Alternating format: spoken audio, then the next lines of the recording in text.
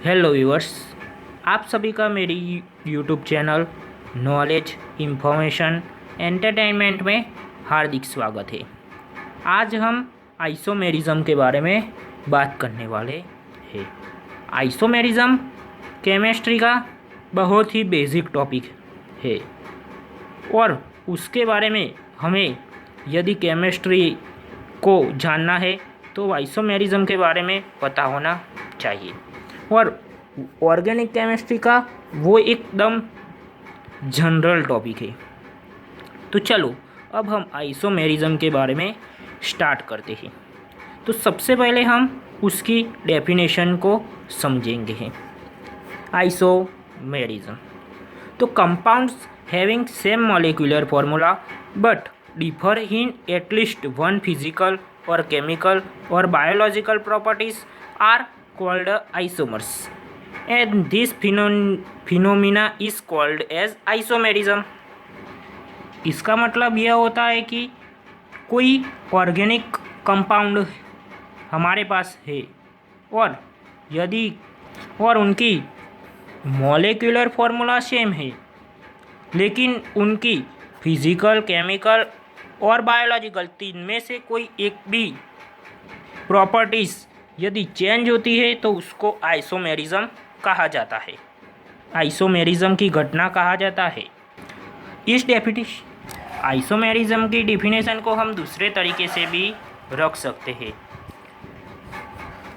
और हम कह सकते हैं कि जो कंपाउंड के मॉलिक्यूलर फॉर्मूला सेम हो लेकिन उसके स्ट्रक्चर अलग अलग हो तो वो दोनों को भी आइसोमर्स कहा जाता है और इस घटना को आइसोमेरिज्म कहा जाता है। अब हम आइसोमेरिज्म के थोड़े एग्जाम्पल्स देखेंगे। ये फर्स्ट एग्जाम्पल है C2H6O। ये उसकी मॉलिक्यूलर फॉर्मूला है, ये उसकी मॉलिक्यूलर फॉर्मूला है। उसके ये दोनों को फंक्शनल ग्रुप आइसोमेरिज्म कहा जाता है, जो हम अपने अगले वीडियो में देखेंगे। इसको मिथॉक्सीमीथेन और इसको इथेनॉल कहा जाता है। IUPAC नाम के तहत उसको मिथॉक्सीमीथेन और इसको इथेनॉल कहा जाता है। They both have same molecular formula but they have different properties. There are isomer to each other. ये दोनों को एक दूसरे के आइसोमर्स कहे जाते हैं और इस घटना को आइसोमेरिज्म कहा जाता है।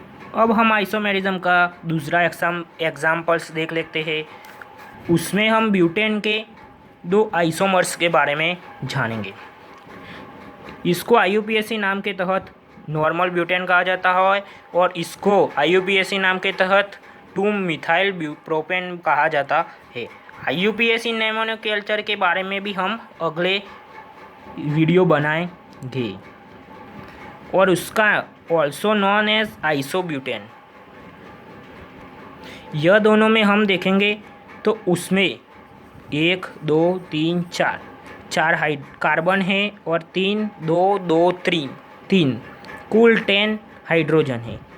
और इसमें भी 1 2 3 4 कार्बन है और 3 3 6 3 9 और एक H, टोटल 10 हाइड्रोजन है।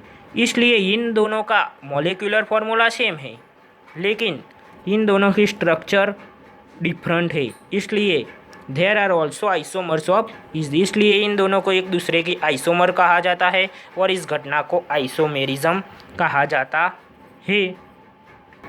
मुझे पूरा भरोसा है कि आपको यह वीडियो अच्छा लगा होगा, लेकिन आप केमिस्ट्री को पहले ही जानते हैं तो आपको इसके बारे में सब कुछ पता होगा और आपको लगेगा कि ये सब हमको पता है। लेकिन हम अपने अगले वीडियो में और ज़्यादा एडवांस लेवल तक जाएंगे और टाइप्स ऑफ आइसोमेरिज्म के बारे में जानेंगे। यदि आपको यह वीडियो अच्छा लगा हो तो लाइक कीजिएगा और सब्सक्राइब कीजिएगा। थैंक यू और आपका अपना ख्याल रखिएगा। सब्बा खैर।